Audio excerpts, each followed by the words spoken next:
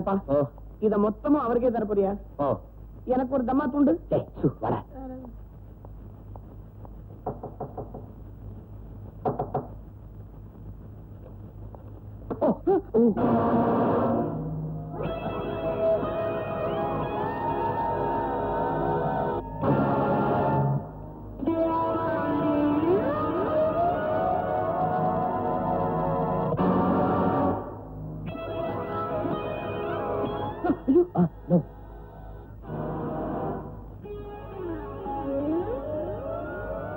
ராஜ்குமார் நமக்கு உதவக்கூடிய சில தகவல்களை கண்டுபிடிச்சிருக்காரு.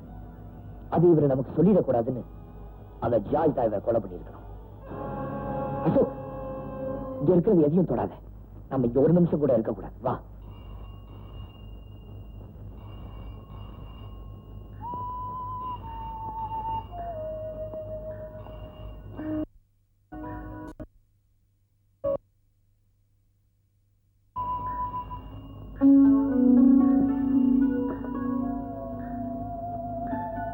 ஹலோ ஹலோ, யார் பேசுறது?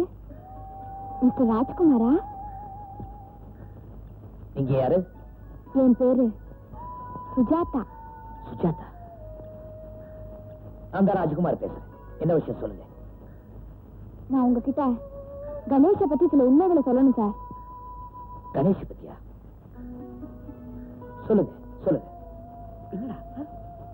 இல்ல சார், நான் போன்ல சொல்ல விரும்பல. இன்னைக்கு சாயந்தரம் 7 மணிக்கு எங்க வீட்டுக்கு வந்தீங்கன்னா நேர்லயே எல்லாத்தையும் சொல்லிடுறேன். With pleasure. உங்க address? Door number 14, 2nd Avenue, Ashok Nagar. கண்டிப்பா வருவீங்கல்ல? அவசியம் வரேன். பெண்கள் கூப்பிட்டா நான் மறுக்கிறதே இல்லை. தேங்க்யூ.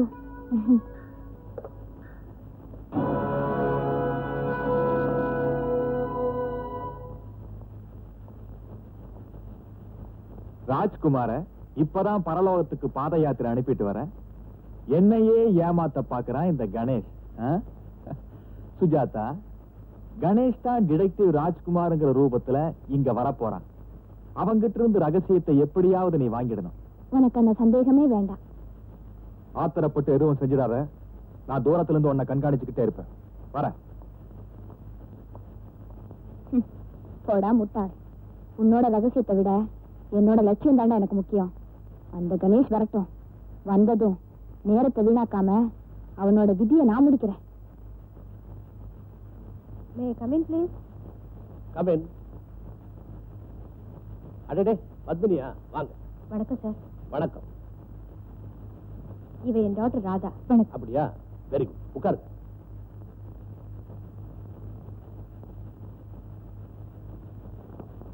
என்னம்மா படிச்சுட்டு இருக்கியா? BSc first year. ஹாஸ்டல்ல தங்கி இருக்கிறியா? இல்ல, அம்மா தனி வீடு எடுத்து கொடுத்துட்டாங்க.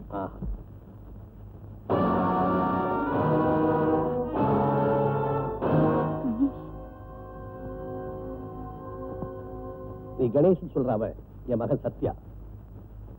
அது மட்டும் இல்ல, நான் ஒரு சிபிஐ இன்ஸ்பெக்டர். என்ன? கணேஷ் ஒரு போலீஸ் ஆபீசரா? எஸ். உனக்கு அவனை தெரியுமா? சார், நீங்க அவரை உங்க மகன் சொல்றீங்க. ஆனா வேற ஒரு தாயும் தகப்பனும் அவரை தன்னோட மகன் சொல்றாங்களே, அது பொய்யா? இல்லம்மா, உண்மைதான். ஏன்னா அவன் எங்களுடைய சொந்த பிள்ளை இல்லை. அவனுடைய தாய் தகப்பனார் யாருன்ற உண்மையை சொல்லித்தான் அவனை தமிழ்நாட்டுக்கே அனுப்பி வச்சிருக்கேன். அப்பா, நீங்க என்ன சொல்றீங்க? அவங்க மகன் இல்லையா? ஆமாப்பா.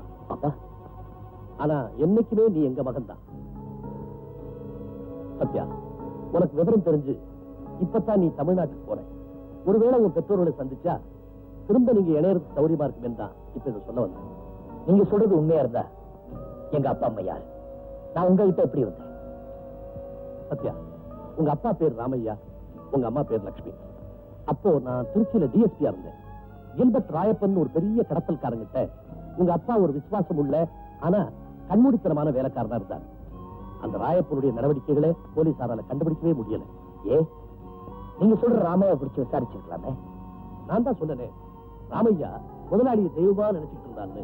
தான் போலீஸ்ல மாட்டிக்கிட்டா எங்க முதலாளியை காட்டி கொடுத்துருவோமோன்னு பயந்து அவனும் போலீஸ் கண்ணில் படாமலே இருந்தான். அது சரி, என்னை பத்தி எதுவும் சொல்லலையே. சொல்றப்பா, சொல்ற.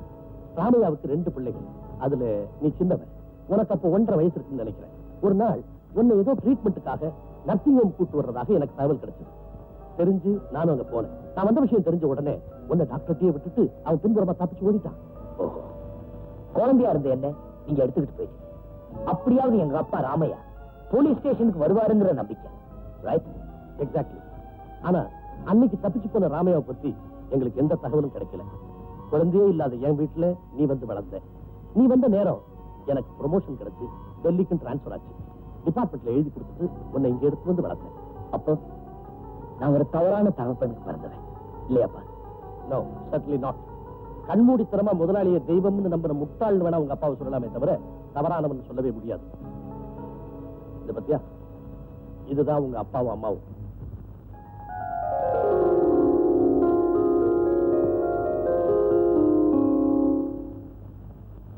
அவருக்கு மனைவின்னு வேற ஒருத்தி இருக்காளே, அது மனைவியா? நோ, இருக்கவே முடியாது. சார், இங்க உங்களுக்கு ஒரு உண்மையை சொல்லியாகணும். சத்யா ஒரு விபத்துல தன் பழைய நினைவுகளை எழுந்துட்டாரு. சார், அதை பயன்படுத்தி அந்த கேடி பசங்க ஒரு மனைவியை ஏற்பாடு பண்ணிருப்பாங்கன்னு இப்ப எனக்கு தோணுது. I see. தன்னோட கூட வேலை செஞ்ச போலீஸ்காரங்களை பார்த்து அவன் ஏன் பயந்து ஓடினான்னு இப்பதான் எனக்கு விளங்குது. ஆல்ரைட், நானும் வர்றேன். நம்ம 3 பேர் அங்க போவோம். இந்த கேஸ நானே பர்சனலா டீல் பண்றேன். ஜார்ஜ், நீ புத்திசாலித்தனமா கொள்ளையடிச்ச, அத முட்டாள்தனமா கோட்டை விட்டுட்டியே.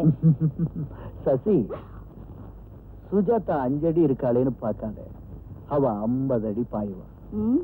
இன்னைக்கு ராத்திரியே அவன் மூளையில இருக்கிற ரகசியங்களை ஸ்ட்ரா போட்டு உறிஞ்ச போறா. எனக்கு நகைகள் கிடைக்க போகுது. ஓகே, அதுல கீர்த்திக்கு பாதி பங்கு கொடுத்துருவேன். அப்புறம் நமக்கு என்ன மிஞ்ச போகுது?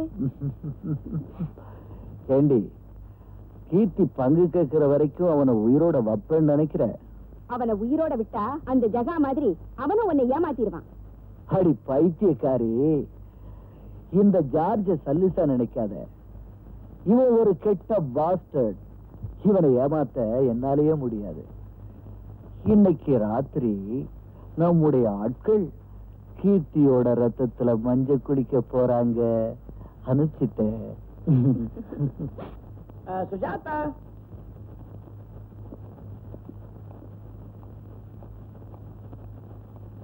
கணேஷ், என்னடா அது உன் பேரை கேட்டா உங்க அப்பா பேரை சொல்ற?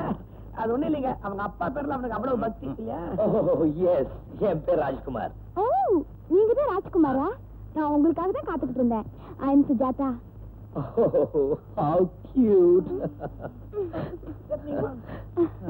Oh, what a doll.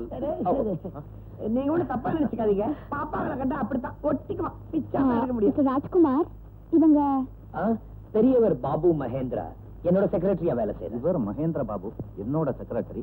தற்சமயம் இவர்கிட்டத்தான் நான் சீஃபா இருந்துகிட்டு இருக்கேன். எனக்கு ஒருத்தர் இருக்கான், சின்ன பாபுன்னு பேரு. அவன் வெளியில வரமாட்டான், ஏன்னா அவன் செக்ரட்டரி. நீங்க முதல்ல எங்க வீட்டுக்கு வந்திருக்கீங்க. உட்காருங்க, ஏதாவது சாப்பிட்டுட்டு பேசுவோம்.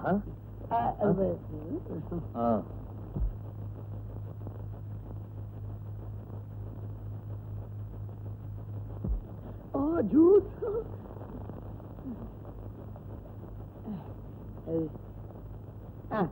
தேங்க்யூ. தேங்க்யூ.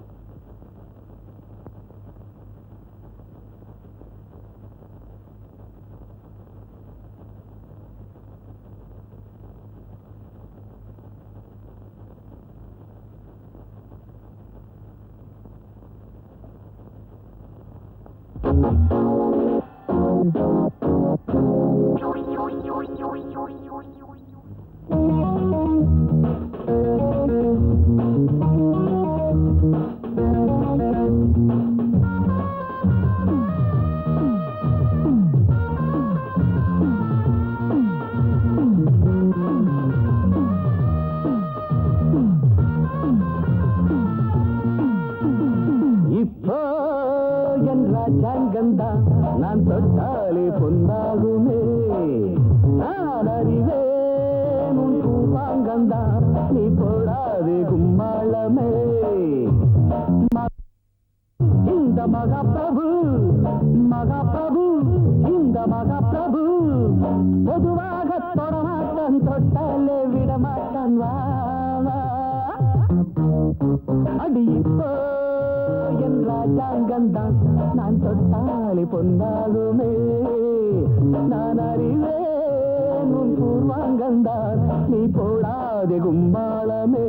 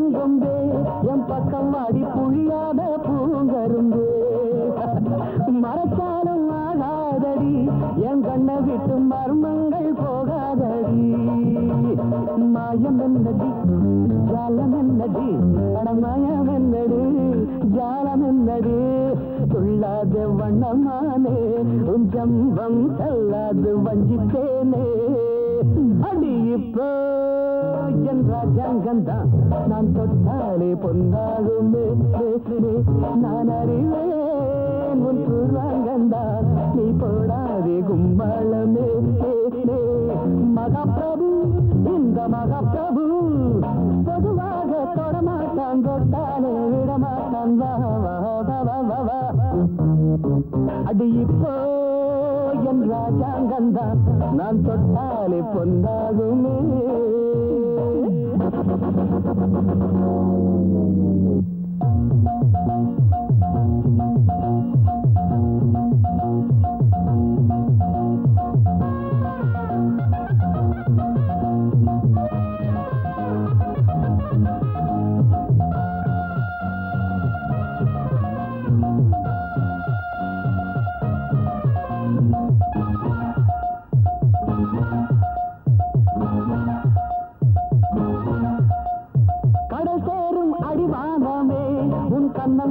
கடிக்காத பணியாரமே நான் யாரு தெரிஞ்சாகணும் என் செல்ல குட்டி நீ யாரு புரிஞ்சாகணும் காலம் வந்தது நேரம் வந்தது காலம் வந்தது நேரம் வந்தது சந்தேகம் இப்ப தீரும் எங்கூட சந்தேகம் வந்து சேரும் அடி இப்போ என் ராஜாங்கந்தான் நான் தொட்டாலே பொன்னாகுமே நான் அறிவே உன் பூர்வாங்கந்தான் நீ போடாதே கும்பாளமே மகாபிரபு இந்த மகாபிரபு பொதுவாக தொடமாட்டான் தொட்டாலே விடமாட்டான் வா அடி இப்போ என் ராஜாங்கந்தான் நான் தொட்டாலே பொன்னாகுமே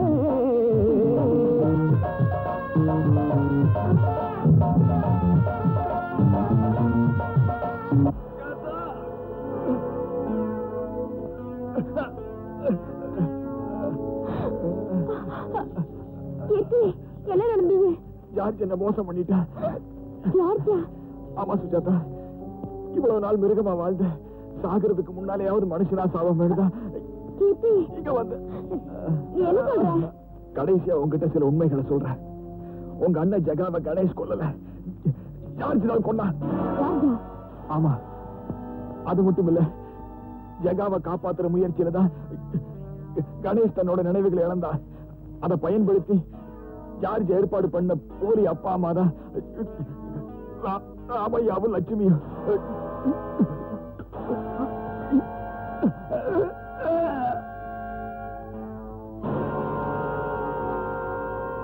அசோக், நீ டாக்டர் இந்த பாடியை தூக்கிட்டு போய் ரோட்ல போடுங்க, இல்லன்னா ஜார்ஜால இவளுக்கு ஆபத்து ஏற்படும். தேங்க்யூ சுஜாதா. நான் இங்க வந்ததுனாலதான் நான் ஒரு கொலைகாரம் இல்லைன்னு தெரிஞ்சுக்கிட்டேன். எனக்கும் எங்க அண்ணனை கொண்டவன் யாருன்னு தெரிஞ்சு போச்சு கணேஷ். வெல் சுஜாதா, என்னோட போலி தாய் தகப்பனை சந்திக்க போறேன். தொடர்ந்து அவங்க மகனா நடிச்சு அந்த ஜார்ஜோட கோட்டைக்குள்ள நுழைய. சசி, சுஜாதா தான் போன் பண்ணா. அவனை நல்லா பரிசோதனை பண்ணி பார்த்துட்டாளா. அவன் நினைவுகள் இருந்தது உண்மைதான்னு அவளையே சொல்றா. இனி நாம என்ன செய்யலாம்? இல்ல, ஒரு அதிர்ச்சியில தானே அவன் நினைவை இழந்தான். மறுபடியும் அதே அதிர்ச்சிய நாம ஏற்படுத்தலாம்.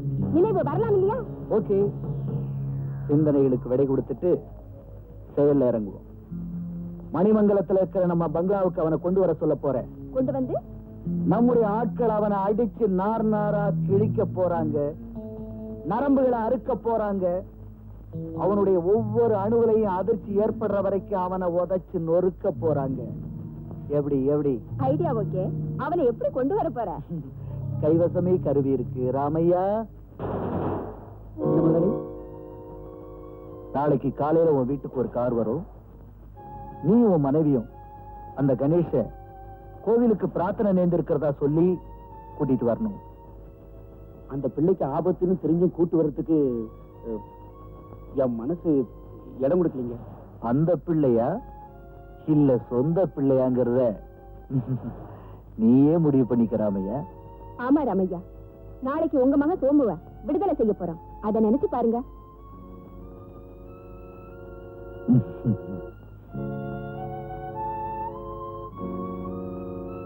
நீங்க சொன்னபடியே செய்யறேங்க.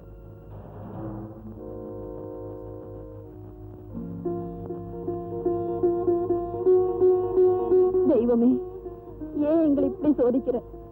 எங்க மகனை நாங்க பழையபடி பாப்போமான்னு ஏங்கி தவிக்கிறோமே, அது உன் கண்ணுக்கு தெரியலையா? அம்மா, என் மேலதான் பாவம். உங்களுக்கு எவ்வளவு அக்கறை. ஆமாப்பா, உனக்காகத்தான் வேண்டிட்டு இருந்தேன். 10 மாசம் சுமந்து பெற்ற தாயாச்சம்மா. ஏமா, நான் பிறந்தப்போ எப்படி இருந்தேன்? அது ஏன்பா கேக்குற?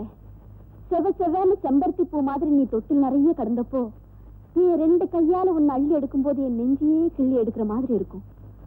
செம்பட்டி ஆஸ்பத்திரியே கண்ணு வச்ச சிங்குக்குட்டி ஆச்சப்பா நீ. ஆஹா, உங்க கற்பனை ரொம்ப பிரமாதமா. நீங்க கதை எழுத ஆரம்பிச்சா ரொம்ப கதாசிரியர்கள் கஞ்சிக்கு வழி இல்லாம போயிடுவாங்க. என்னப்பா சொல்ற? இல்ல, குழந்தையில நான் இருந்த அழக வர்ணிச்சீங்களே, அது என்னையும் மறந்து ரசிச்சுட்டேன், அவ்வளவுதான். லட்சுமி, நம்ம கணேஷுக்காக யார் யாரையோ கேட்டு பார்த்துட்டேன். எல்லாரும் ஒரே மாதிரியா தான் சொல்றாங்க. என்னங்க சொல்றாங்க? இங்க இருந்து கொஞ்ச தூரத்துல ஒரு வேளாங்கண்ணி மாதா கோயில் இருக்கான். அந்த மாதாவோட பேரே ஆரோக்கிய மாதாவா. அங்க போனா தீராத வியாதி எல்லாம் தீர்ந்து போயிடுதான். நாளைக்கு காலையில அந்த கோயிலுக்கு கணேஷ கூட்டிட்டு போய் ஏற்பாடு பண்ணிட்டு வந்திருக்கேன். அப்போ என்ன தீர்க்க ஏற்பாடு பண்ணிட்டு வந்துட்டீங்க இல்லப்பா கணேஷ்? ஓ சாரி, என் வியாதியை தீர்க்க ஏற்பாடு பண்ணிட்டு வந்துட்டீங்கன்னு சொல்ல வந்தேன். ஆமாப்பா, உனக்கு நம்பிக்கை இருக்கோ இல்லையோ, எங்களுக்கு இருக்கு. நம்பிக்கை இல்லாட்டாலும் நான் ஏற்படுத்திக்கிறேன். ஏன்னா எனக்கு ஒரு முடிவு தெரிஞ்சாகணும். நாளைக்கு அவசியம் கோயிலுக்கு போறோம். அதற்கான ஏற்பாடுகளை செய்ய நானும் தயாரா இருக்கிறேன்.